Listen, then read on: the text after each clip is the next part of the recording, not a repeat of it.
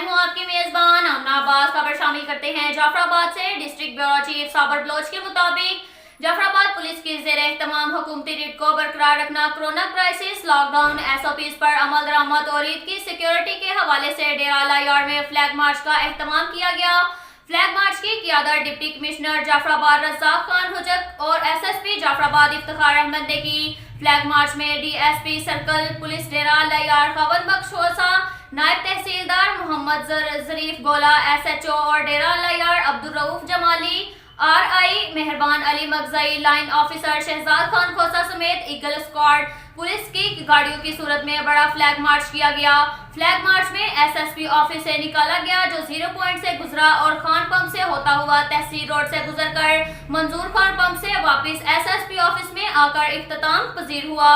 इस मौका पर शहर भर में मुकम्मल लॉकडाउन को बरकरार रखने के लिए DSP और सर्कल डेरा अला यार, SHO और डेरा अला यार फ्लैग मार्च के बाद पेट्रोलिंग भी करते रहे। अब तक के लिए इतना ही काफी है। मिलते हैं अगले बुलेटिन में, हमारे साथ रहिएगा। अल्लाह हाफिज।